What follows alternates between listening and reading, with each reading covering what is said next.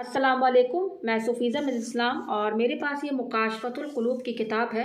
اس کتاب میں آج آپ کو باب 10 یہ پڑھ کر سناؤں گی، جس کا ٹاپک ہے عشق و محبت۔ اعوذ باللہ من الشیطان الرجیم، بسم اللہ الرحمن الرحیم۔ محبت کی تعریف۔ محبت نام ہے پسندیدہ چیز کی طرف طبیعت کے جھکاؤ کا۔ اگر یہ جھکاؤ شدت اختیار کر جائے تو اسے عشق کہتے ہیں۔ اس میں زیادتی ہوتی رہتی ہے، یہاں تک کہ عاشق محبوب کا بنا خریدا ہوا غلام بن جاتا ہے اور مال و دولت اس پر قربان کر دیتا ہے۔ زلیخا کی مثال لے لیجئے، جس نے یوسف علیہ السلام کی محبت میں اپنا حسن اور مال و دولت قربان کر دیا۔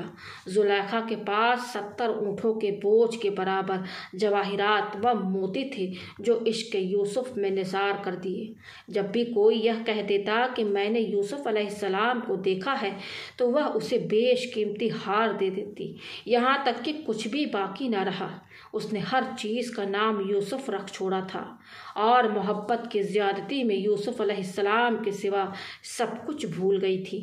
جب آسمان کی طرف دیکھتی تو اسے ہر ستارے میں یوسف کا نام نظر آتا تھا۔ کہتے ہیں کہ جب زلیخا ایمان لائی اور حضرت یوسف علیہ السلام کی زوجیت میں داخل ہوئی تو سوائے عبادت و ریاضت اور اللہ کی طرف توجہ کے اسے کوئی کام نہ تھا۔ اگر یوسف علیہ السلام اسے دن کو اپنے پاس بلاتے تو کہتی رات کو آؤں گی، اور رات کو اپنے پاس بلاتے تو دن کا وعدہ کرتی۔ یوسف علیہ السلام نے فرمایا، زلیخا تو میری محبت میں دیوانی تھی۔ جواب دیا، یہ اس وقت کی بات ہے کہ جب میں آپ کی محبت میں حقیقت سے واقف نہ تھی۔ اب میں آپ کی محبت کی حقیقت پہچان چکی ہوں، اس لیے اب میری محبت میں تمہاری شرکت بھی گوارا نہیں۔ حضرت یوسف علیہ السلام نے فرمایا، مجھے اللہ نے اس بات کا حکم فرمایا ہے اور مجھے بتلایا ہے کہ تیرے بطن پیٹ سے اللہ تعالیٰ 2 بیٹے پیدا کرے گا اور دونوں کو نبوت سے سرفراز فرمایا جائے گا۔ زلیخا نے کہا، اگر یہ حکم خداوندی ہے اور اس میں اللہ کی حکمت ہے تو میں سر تسلیم جھکتی ہوں۔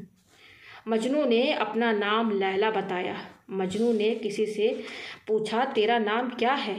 بولا، لیلا۔ ایک دن اس سے کسی نے کہا، کیا لیلا مر گئی ہے؟ مجنوں نے جواب دیا، لیلا نہیں مری، وہ تو میرے دل میں ہے اور میں ہی لیلا ہوں۔ ایک دن جب مجنوں کا لیلا کے گھر سے گزر ہوا تو وہ ستاروں کو دیکھتا ہوا گزرنے لگا۔ کسی نے کہا، نیچے دیکھو، شاید تمہاری لیلا نظر آ جائے۔ مجنوں بولا، میرے لیے لیلا کے گھر کے اوپر چمکنے والے ستارے کی زیارت ہی کافی ہے۔ محبت کے ابتدا اور انتہا۔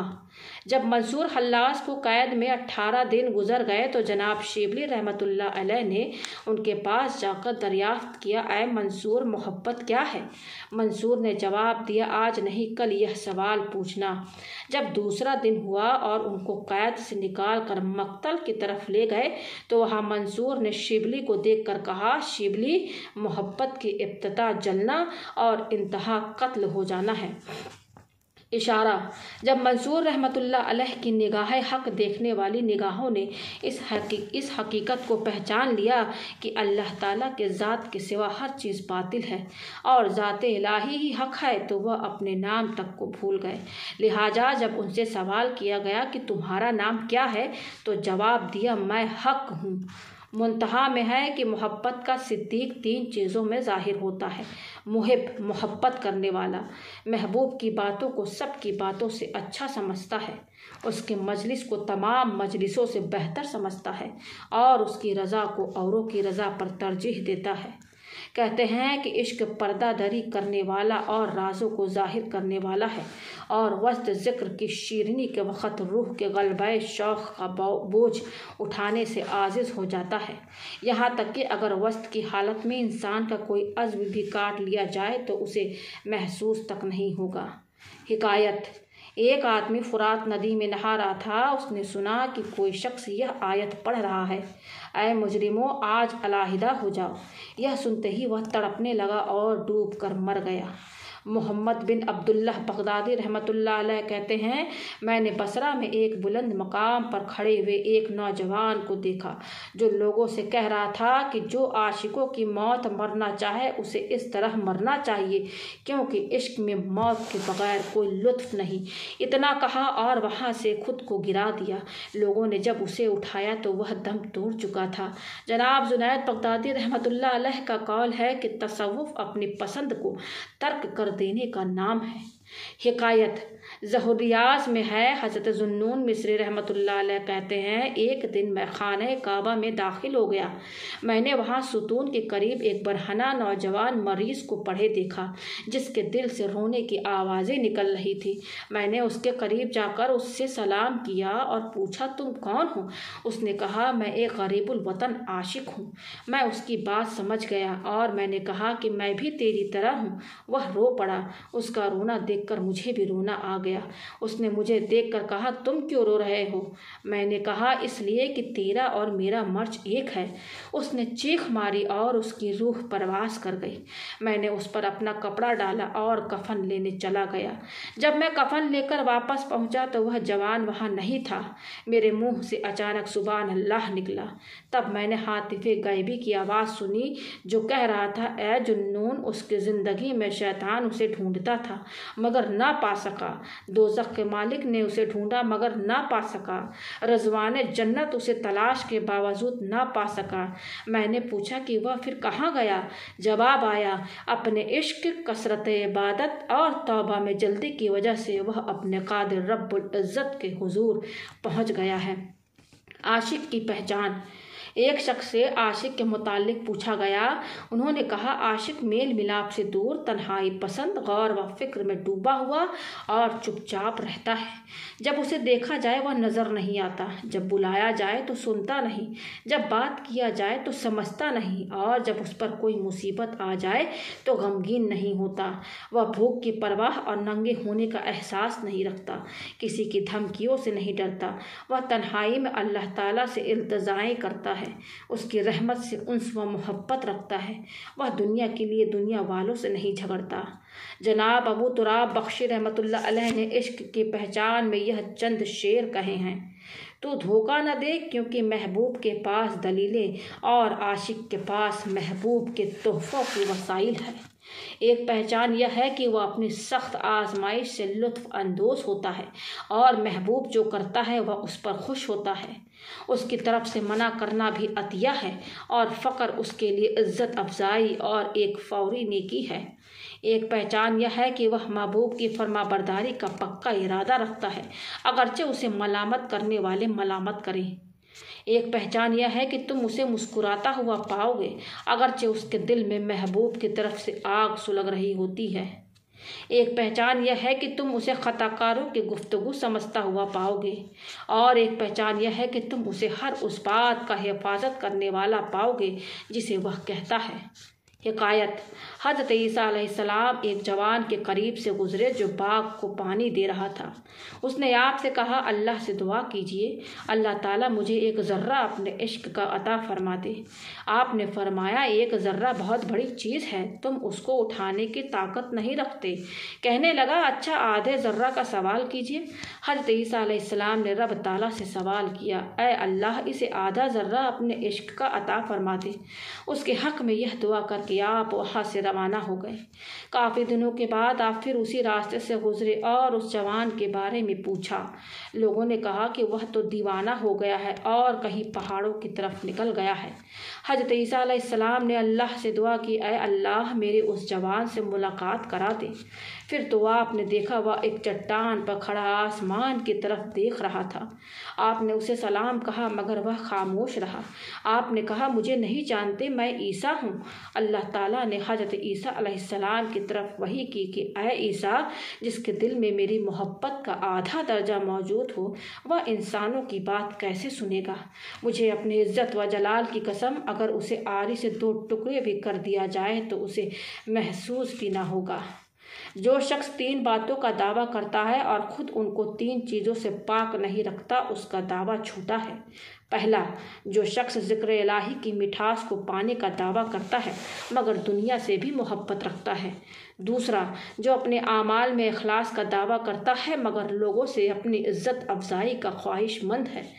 تیسرا، جو اپنے خالق کی محبت کا دعویٰ کرتا ہے مگر اپنے نفس کو ذلیل نہیں کرتا۔ فرمان رسول ہے کہ میری امت پر ان قریب ایسا زمانہ آنے والا ہے جب وہ 5 چیزوں سے محبت کریں گے اور 5 چیزوں کو بھول جائیں گے۔ پہلا، دنیا سے محبت رکھیں گے، آخرت کو بھول جائیں گے۔ دوسرا، مال سے محبت رکھیں گے اور حساب کے دن کو بھول جائیں گے۔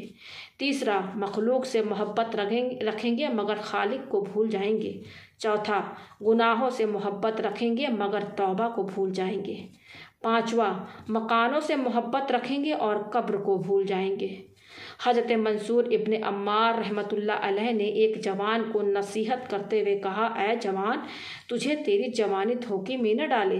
کتنے جوان ایسے تھے جنہوں نے توبہ کو مؤخر لیٹ اور اپنی امیدوں کو لمبا کر دیا، موت کو بھلا دیا اور یہ کہتے رہے کہ کل توبہ کر لیں گے، پرسوں توبہ کر لیں گے، یہاں تک کہ اس غفلت میں ملک الموت آ گیا اور وہ اندھیری قبر میں جا سوئے۔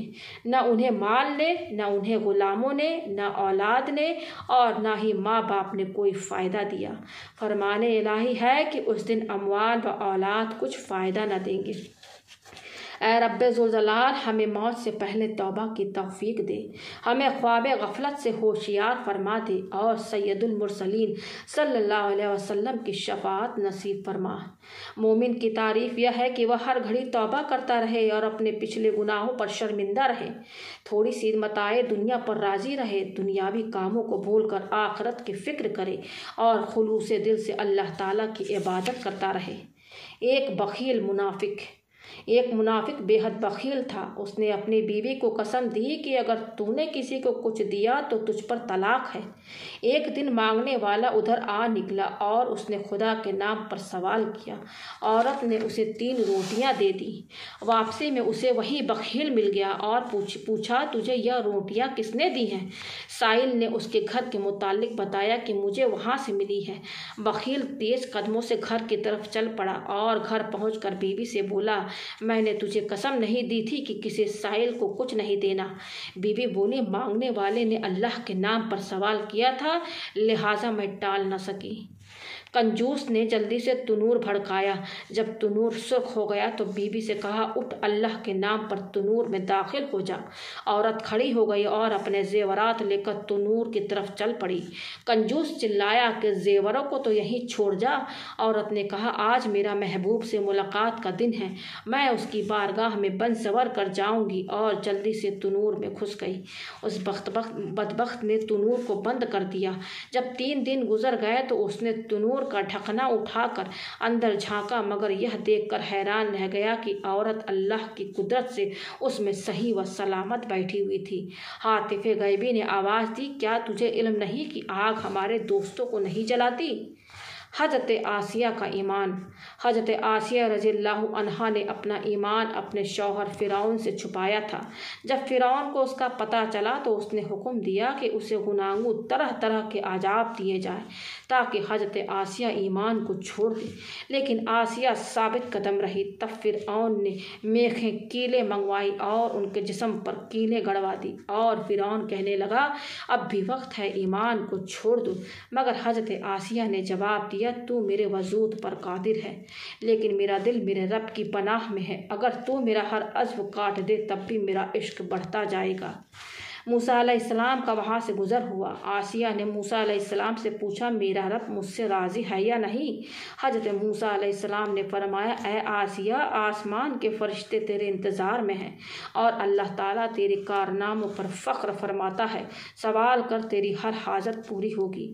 آسیہ نے دعا مانگی، اے میرے رب، میرے لیے اپنے جوار رحمت سے جنت میں مکان بنا دے، مجھے فرعون، اس کے مظالم اور ان ظالم لوگوں سے نجات عطا فرما۔ فرما۔